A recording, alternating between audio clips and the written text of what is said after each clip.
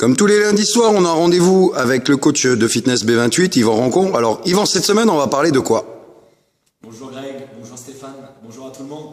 Alors cette semaine, on va faire différents mouvements qui vont nous permettre justement de mieux récupérer après la grosse course que vous avez pu vivre ce week-end. Donc on va faire quelques mouvements qui vont nous permettre de travailler notre mobilité. Donc, il va nous falloir une petite corde, d'accord, pour pouvoir faire les différents mouvements.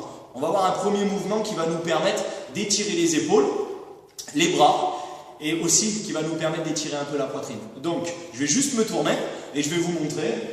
Donc, vous allez avoir une main au milieu du dos, l'autre qui va venir tirer la corde, et vous allez faire simplement un petit mouvement d'aller vers le haut et vers le bas. Et vous allez sentir normalement l'étirement dans les bras. Si vous êtes suffisamment souple, vous n'utilisez pas la corde, et à ce moment-là, vous venez saisir vos deux mains et vous maintenez l'étirement entre 15 et 20 secondes. D'accord? Une fois à droite, une fois à gauche. Le deuxième mouvement que l'on va voir, on se mettra cette fois-ci au sol. Et ce mouvement-là va nous permettre d'étirer les abdominaux. D'accord? Donc, on va se placer au sol, comme ceci. On va venir placer les mains juste devant les épaules. On va tendre les jambes. On va ensuite pousser dans les mains, serrer les fessiers. Et ensuite, simplement, on va essayer de lever la poitrine tout en gardant les épaules le plus loin possible de vos oreilles. On maintient la position, 15-20 secondes. Et ensuite, on pourra relâcher. On va enchaîner ensuite, simplement, vu qu'on est au sol, sur un mouvement qui va nous permettre d'étirer les muscles autour de la colonne vertébrale. Donc, on va être en position à quatre pattes, les mains sous les épaules et les genoux sous les hanches. On va simplement venir souffler, contracter cette fois-ci les abdominaux et essayer simplement d'arrondir le dos en rentrant légèrement le menton. Et vous devez sentir normalement l'étirement qui court tout le long de la colonne vertébrale. Ensuite, on va pouvoir enchaîner sur plusieurs petits exercices qui vont nous permettre d'étirer tous les muscles qu'il y a au niveau des jambes et au niveau des cuisses. Donc, on s'allonge sur le dos. Voilà pourquoi on a besoin d'une corde. On va simplement venir faire un cercle autour de son pied, attraper chaque bout de la corde avec les deux mains, d'accord? Ramener la pointe de pied vers soi.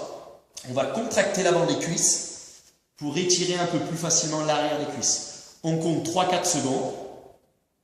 On relâche, on inspire, on contracte l'avant de la cuisse, on souffle, et on essaie d'aller un petit peu plus loin. Et on relâche. Ça, c'est pour le premier mouvement qui va nous permettre d'étirer l'arrière des cuisses. On fait 5-6 fois la combinaison, et ça va nous permettre de gagner en mobilité. Ensuite, le deuxième mouvement que l'on va faire, c'est pour étirer l'extérieur des cuisses. D'accord? On va placer le bras sur le côté, on va venir expirer, contracter l'intérieur de la cuisse pour étirer toute cette partie-là du corps.